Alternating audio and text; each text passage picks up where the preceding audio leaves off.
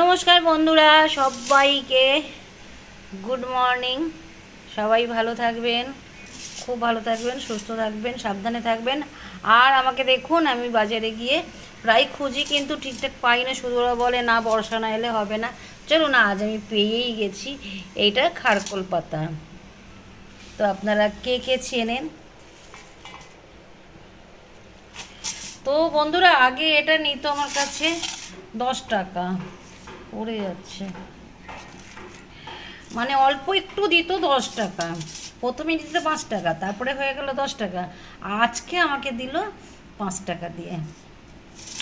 আর দেখতেই তো পাচ্ছেন, ডাঁটিগুলো খুব মোটা মোটা আছে। এই দেখুন, বেশ ভালো মোটা মোটা আছে।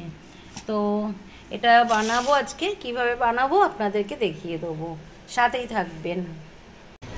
তো বন্ধুরা দেখুন, এটা আমি ছাড়াচ্ছি কিভাবে। এর একটা আঁশ থাকে।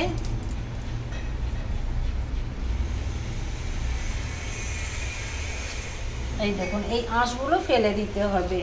এই আঁশগুলো দিলে সেদ্ধ হবে না আর ভালো হবে না। বন্ধুরা আরেকটা দুটো দেখিয়ে দিচ্ছি। আর এরকম ছোট ছোট করেই কাটবেন।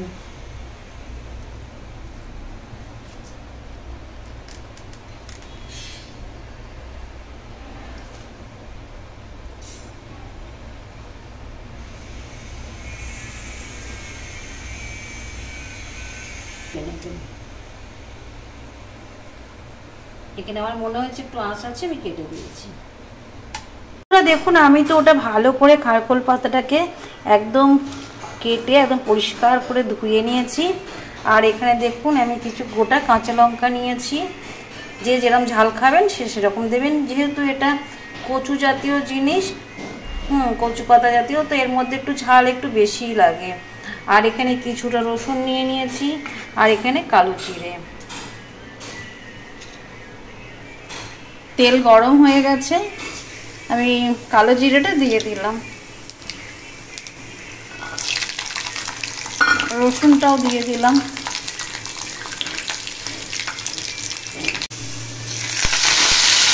রসুন পাতাটা দিয়ে দিলাম।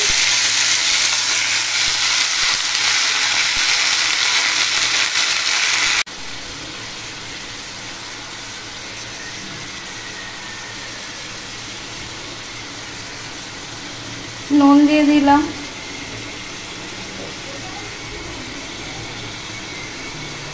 হলুদ গুঁড়ো দিয়ে দিলাম।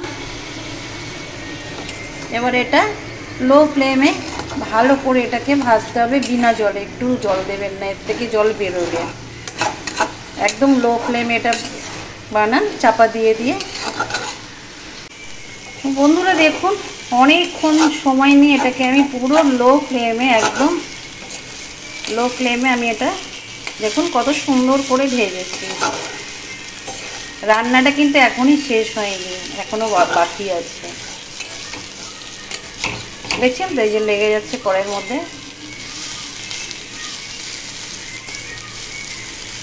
এবার এটাকে আমি নামিয়ে নেব। তো বন্ধুরা দেখুন, আমি এখন শিলপাটা এটা বেটে নেব। আর যেহেতু আরেকজনকে দেব, মাসিমাকে, উনি ঝাল খায় না, তো আমি এখান থেকে একটু লঙ্কা সরিয়ে রাখছি। আমি আমারটায় দিয়ে দেব লঙ্কা।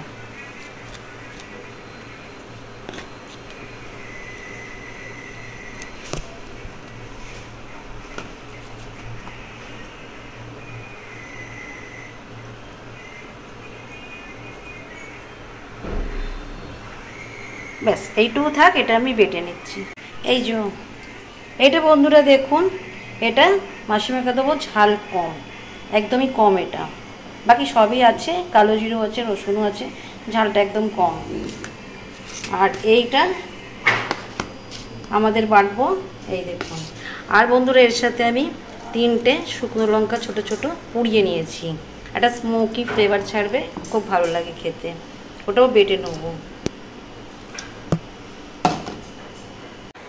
তো বন্ধুরা এটা দেখুন, এটা ঝাল লতি বাটা।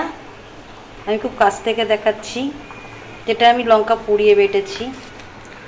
আর এটা তো দেখছেন একদম সবুজ সবুজ, এটা একদমই নামমাত্র ঝাল, একদম কম। মাসিমা খাবে, এমনি ঝাল খেতে পারে না, ওই জন্য আমাকে দুভাবে এটা করতে হলো।